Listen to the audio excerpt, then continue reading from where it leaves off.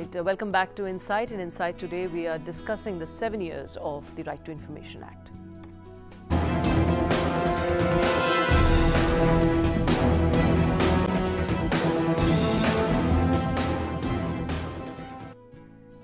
Okay, let's continue the discussion with Mr. Yadav. Mr. Yadav, since before going into the break we were saying how media also to an extent has used this act just in order to bring the facts to the common people. How, if you would like to please share a few experiences. In fact, media has not used up to the expected level.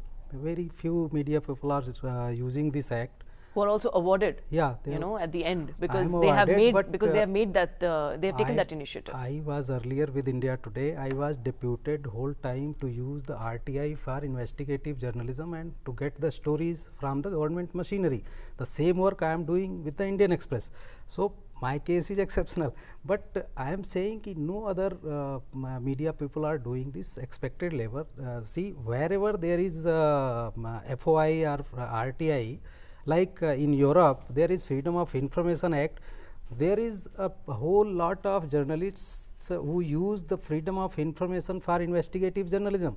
Recently, there was a conference in Belgium. I attended that conference exclusively of the journalists who uses RTI, and there were more than 100 journalists. They call it wobbing. If any journalist uses RTI for journalistic purpose, the work is called wobbing, and a journalist is called wobber. It's a Dutch word. So in India, this culture is not sufficient. Here, people like Mr. Subhash Agrawal, they are feeding the information to the media. Like, in fact, the RTI is for ordinary citizen. But you know what type of ordinary citizen is in this country?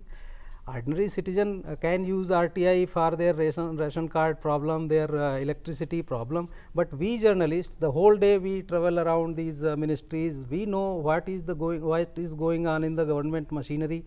We can use the RTI effectively. Like after this Mr. Subhash Agrawal's applications, the Supreme Court judges and many High Court judges have filed their declaration of assets and liabilities. This type of work media can do better. But media is not doing. Media waits for the information which is explored through some NGO, through some RTI activist. But why is this restrained? Why is it so? I am telling you, because this to getting some information under RTI, it needs lot of patience. I have covered number of issues. I have done number of stories which took me completely 1 year to get one story. Which media organization can afford a journalist working on one story? I would like to learn it from you, because on paper it looks too good. It is about 30 days, sir, if I'm not wrong. 30 days, but if any information I need on my parameters, it needs further information. So, like that is one RTI followed by the other, if in case you are not satisfied with the previous information. Unless we are satisfied that it's sufficient to publish a news, until then I do not publish it. So it takes a lot of patience, hard work, and boring also, because many days you will not get any byline. So journalists generally don't avoid taking such stories. They don't wait till that time. They wait some NGO activists, some RTI activists who explore some information. And if you can please give us a few examples where exactly these RTIs have followed.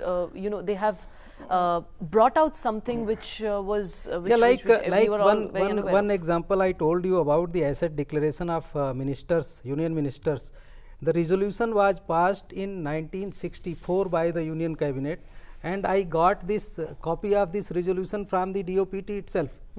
And after that, it was fully implemented in this UPA2 government because of RTI activists. Then other things, like in last UPA, I did a big story on how the union ministers have made foreign travel equal to 256 round of the globe.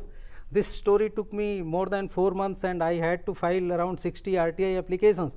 But when this story came out, after that Mr. Manmohan Singh ji, our honorable Prime Minister, he wrote a personal letter to every union minister to curtail the foreign travel expenditure. Means here I would like to ask one more question. That is, when you say that one RTI being followed by another RTI, yes, is it the kind of information that is being provided by the specific authority not suitable, not really meeting your expectations? What is it like? No, what no, is the problem? I can't say this. In fact, the public authorities and the commissions are also very helpful to me, and I know many officers in the government machinery who themselves give me ideas and provide the information. I know many officers are there who are very thick skin, and you can't read them, but mostly they are helpful. If they are satisfied that I am doing journalistic work, there is no my personal interest, and I am telling you, I have filed more than 3,300 applications. None of them is my personal.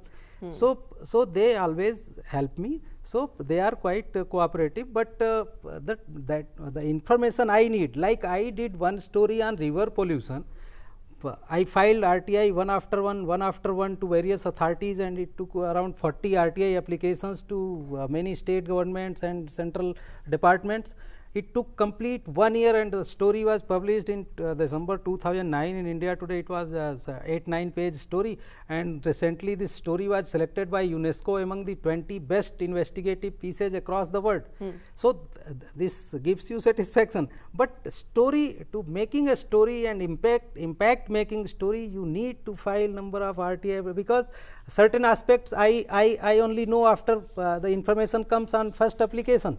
So it's my continuous job. I am, as I told you, I am at one time I am working on number of ideas. That's right. So yes, it could vary. I mean, yes, depending on the kind of approach that you're taking. But sir, there is a study, Professor Ansari, which revealed that nearly 1/3 of the applicants get only a part of the information sought, whereas another 1/3 cases are rejected. Would you agree with that? And how many cases of frivolous nature, let's say, how many questions of that sort, which the Prime Minister also indicated to us today, are generally observed to be approaching or coming to the CIC? Well, this is a good issue, but let me also reflect on what Mr. Yadav said.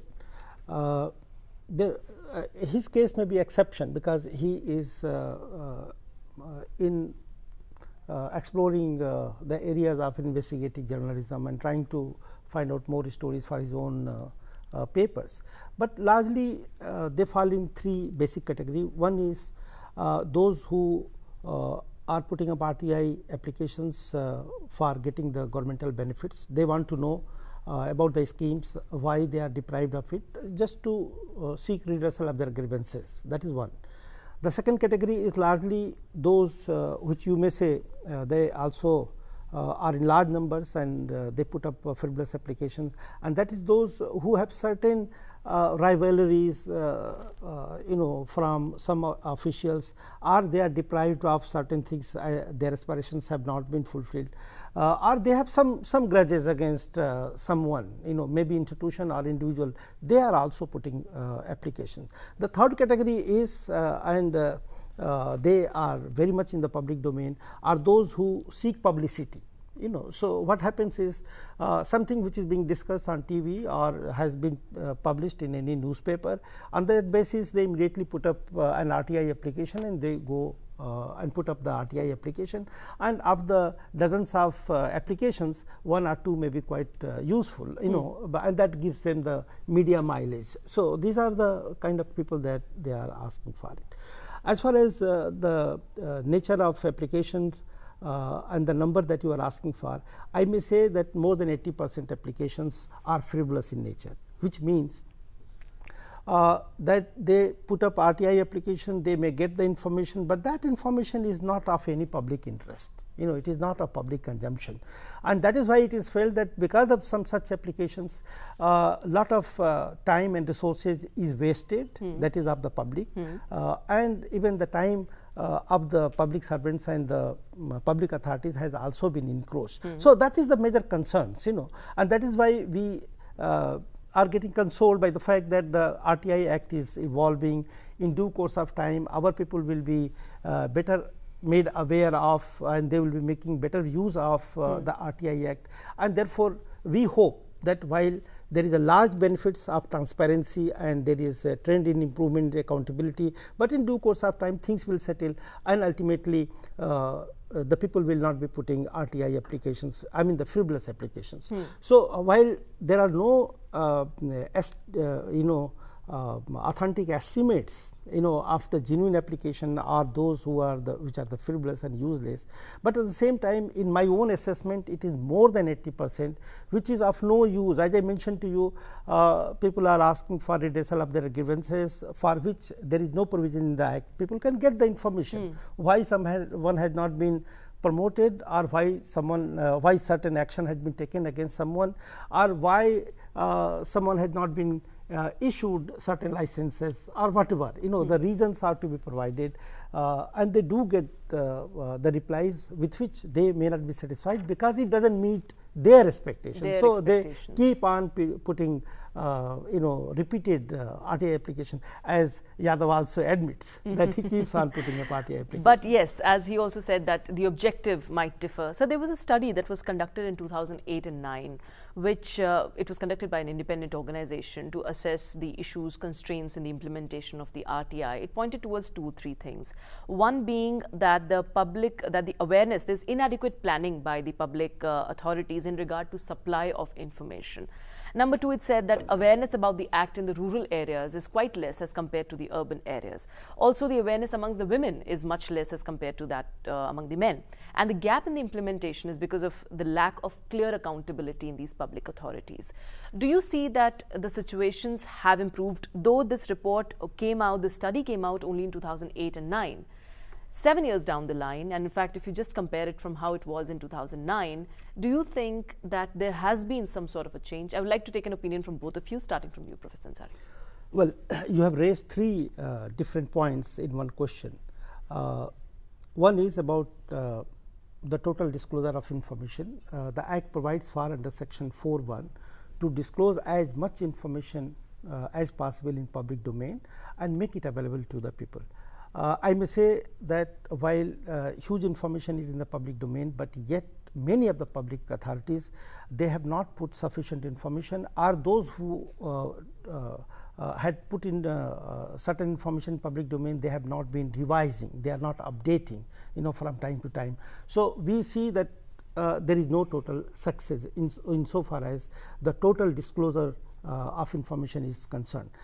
So, the public authorities have in a way failed to comply with that information, as a result of which we have large number of applications. That is number 1. The second question, you talked about awareness. There is a provision under section 26(1), and that mandates all the public authorities to promote awareness, to provide education and training program for both the common people, to know as to what public authority has been doing, what are its vision and mission, and what are the ways that it is serving the whole country, serving the society. And at the same time, they also need to educate the people how they can make use of the information and in what form, what information is available. And at the same time, it also provides adequate training to its own people, as to how they can function in a more transparent way, and how can they also provide the information as and when it is asked for. So, the second dimension is this. Now, at the same time, you also asked about how far the people are being satisfied with the questions. Yeah.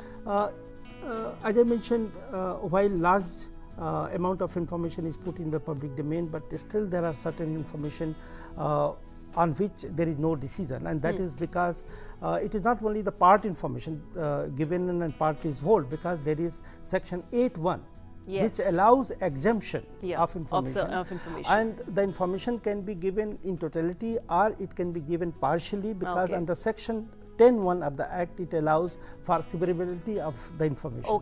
And also when the matter concerning national security or economic interest or the investigation process, they are exempted. They are exempted. So, that's right. It is not possible for everyone to ask for every information that can be given. So, there could be some denial under section 8(1) of that. All right. Okay. We'll take a very short break here and we'll continue this discussion after the break. Stay tuned.